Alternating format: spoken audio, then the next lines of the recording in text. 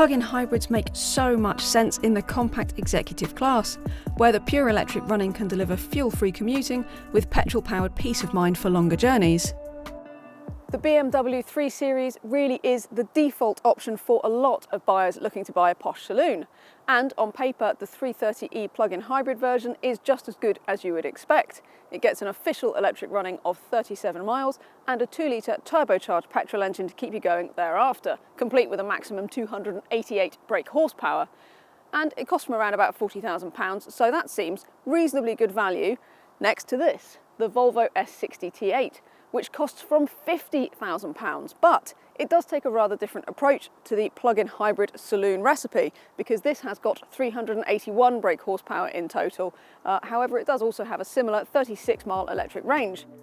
It's never that simple though, is it? Because if you tick all of the option boxes on a high-spec BMW 330e M Sport Plus, which you will have to do to get items like the electric seat adjustment, powered bootlit and head-up display that the Volvo has as standard, you're looking at a very comparable £50,000. This M Sport 330e that we have here is £47,000 as tested, while the Volvo is £55,000. So, what we need to know is, are they really as efficient as they need to be in the real world? Which one is easiest to live with? Which one is really the best to drive? And which one should you be spending your money on?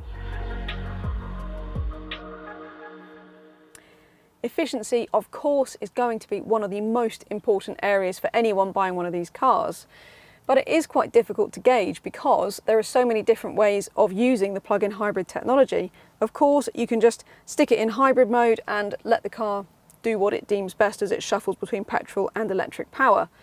Or you can stick it in EV mode and see how far you can get it to go without using the petrol engine at all. Now, we are going to do the latter because I reckon if you can cover your standard daily commute on electric power alone, then you are winning at plug-in life.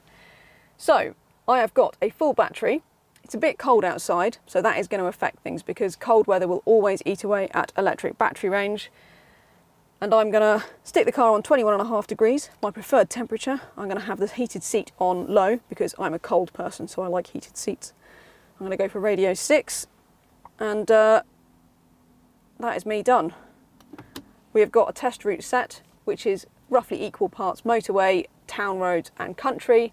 It is a closed track, but it is the best way of mimicking the same route so we can try and get as scientific a result as possible in both of these cars. So let's head out and see how well the BMW does.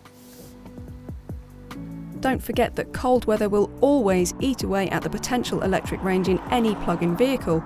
Even so, our BMW 330e M Sport on 18-inch wheels managed just over 31 miles and returned an average efficiency of 3.2 miles per kilowatt hour, which is really impressive and suggests you should be able to match that official range in warmer weather. So, here we are in the Volvo, same me, same day, same course. So let's stick it in electric mode. I'm going to go for 21.5 degrees, of course, heated seats on, and we are off. In the end, the Volvo covered 29 miles on electricity alone and returned an efficiency of 2.9 miles per kilowatt hour, making it a win for the BMW. And as for the petrol economy, for when the battery power is up, well, we've spent plenty of time in both of these cars, and while we haven't conducted any tests anywhere near as scientific as our range tests, we would add that the BMW seems much more capable of reaching the 40 mpg mark than the Volvo, which tends to average more like 36 mpg around very similar motorway and town varied use. As we've said, the hint to getting the best out of a plug-in hybrid is in the name. A full charge in one of these will cost under £1.50, so the more you plug it in, the cheaper your running costs will be.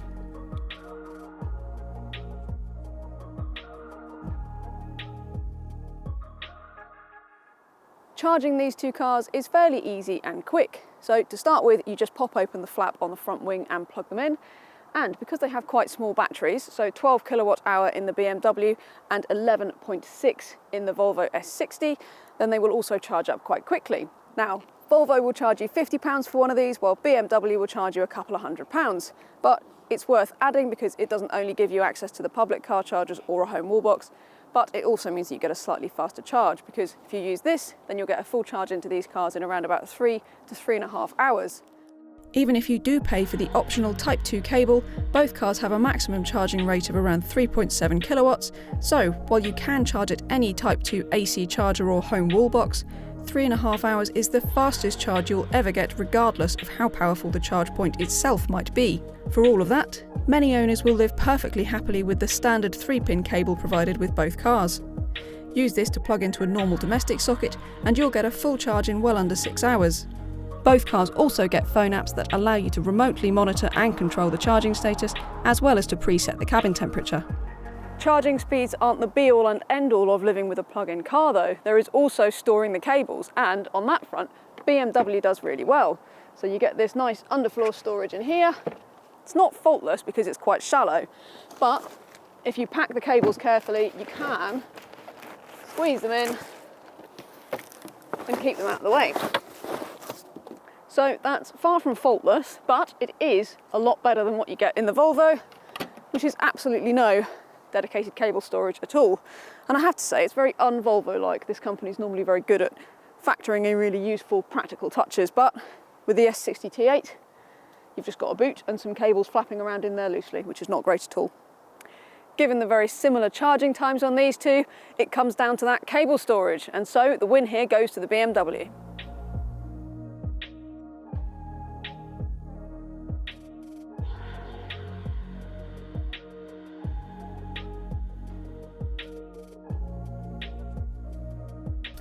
So, we've got our closed test track, we've got our two fairly potent plug-in hybrid saloons, so it would be a bit rude not to do a little drag race really, wouldn't it?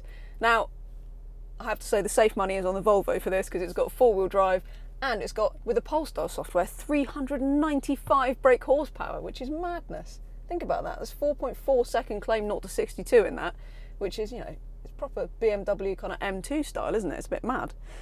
Anyway, still, it's got all of the odds in its favour because this is rear-wheel drive and it's wet and it's got a lot less power at 288 brake. Even so, I'm going to stick it in sport, get it in the old extra boost function, which means that you've got the maximum combined electric and petrol power. I'm going to go for a little bit of a sport traction mode as well, so you get a little bit of slip, and we'll see how we get on. 3, 2, 1, go! Wow, look at the Volvo go! I've got to say, the BMW got off the line nicely there. That was pretty good. Boom, done. Wow, that is impressive. The way that Volvo gets off the line, that is quite something, I have to say. Do you know what? The gap was nowhere near as big as I thought it might be between these two. That is quite impressive on the BMW's part. Even so, I'd say that that is a fairly categorical win for the Volvo.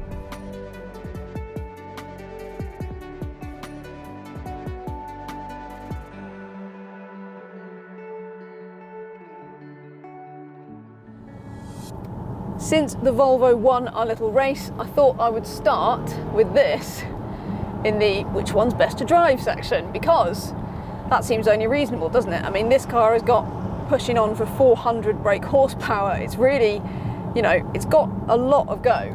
And for all that, even though this car has got that Polestar engineered stuff that I mentioned, it still never really feels like a car that you really want to fling about.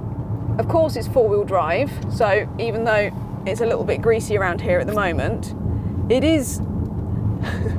do you know what? There's real entertainment just to pointing it out of a corner and squirting it down the road, because it has got so much grunt, but it really feels like a bit more of a sit back and relax kind of car. And that's fine, because to be honest, that's exactly what most people with these cars are going to want. So, lots of traction, lots of performance, and absolutely fit for purpose handling. The Volvo has got a really lovely, long, loping stride to it then, but the BMW is just as good in terms of its long distance cruising capability, and on top of that, it's just better to drive otherwise. It's got that trademark heavy BMW steering that gives you a bit more feedback than you get in the Volvo. It's a little bit more texture to it. It just feels keen. This car wants to turn into a corner and it wants to make sure that you enjoy it, and that doesn't play out just in terms of it being, you know, vigorous if you're driving it down a decent B road. It's also just a bit more fun if you're driving it around town or, you know, round a roundabout, whatever. This car always feels just a bit more balanced and a bit more poised, really. And not only that, but the 8-speed auto gearbox is fraction slicker than that in the Volvo, and the 2-litre petrol engine is also a bit happier to rev in this than it is in the Volvo. The engine in the Volvo, although it does make some pretty cool sounds, it's just a bit coarser. So when it comes to which car is better to drive, despite the Volvo's extra power, this one goes hands down to the BMW.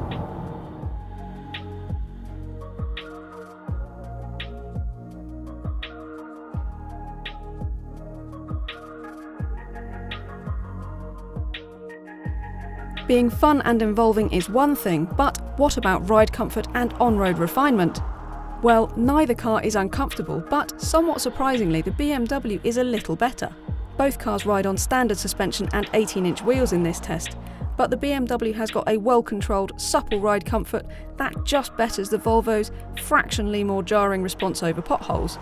Even so, both are really comfortable cars that will make for excellent long-distance cruisers. As for noise, we took decibel readings in both cars, in both electric mode and with the petrol engine running at 30 miles per hour, and both managed a very similar 51 decibels in electric mode and 59 decibels with the petrol engine running. At 70 miles per hour with both powertrains in use, both cars managed again very similar, 69 decibels for the BMW and 70 for the Volvo. So that's virtually nothing in it then. A fraction more tyre noise in the Volvo really is all that swings it. This one just goes to the BMW.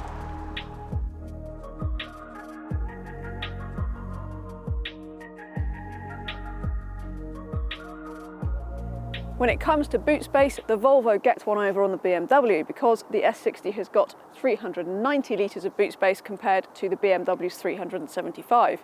But they both do have quite similar usable boot spaces, although the Volvo has got a slightly wider boot aperture which could be useful. They both get split folding rear seats as well, but you will have to pay extra to get those on the entry-level BMW 330e.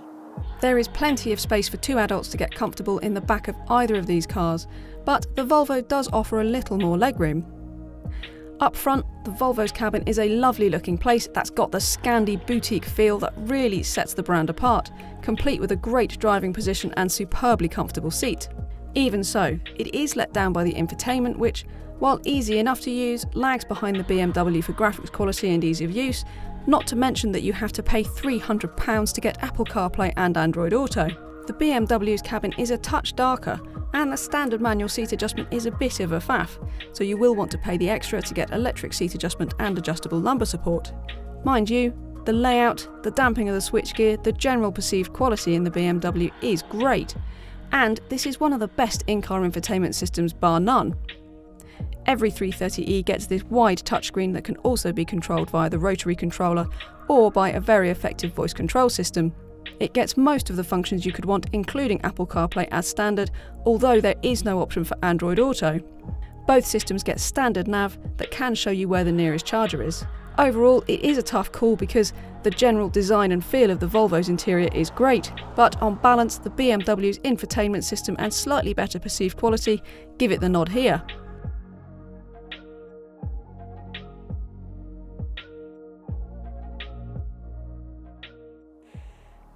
The Volvo S60 T8 is a sumptuous and lovely car. It's really got that Scandinavian aura nailed that Volvo does so well. You sort of feel like you should have a chunky knit jumper and a PhD just to be seen driving it. And it's got to be said, for the performance, the efficiency that it offers is pretty mind-blowing. It's a great example of what plug-in hybrid technology can achieve. But you know where I'm going with this, don't you? Because for the value it offers comparably, for the efficiency it offers, especially when the petrol engine is running, for the infotainment, for that handling, and it has to be said the performance isn't as far behind the Volvo as you might think. The BMW really is the complete package. So yes, the Volvo's lovely, but we have a clear winner, and it is the BMW 330e. Head to DrivingElectric.com for all of the electric and hybrid car advice, news and reviews you could possibly want, and check us out on Twitter, Facebook and Instagram. While you're here, don't forget to hit subscribe on our YouTube channel.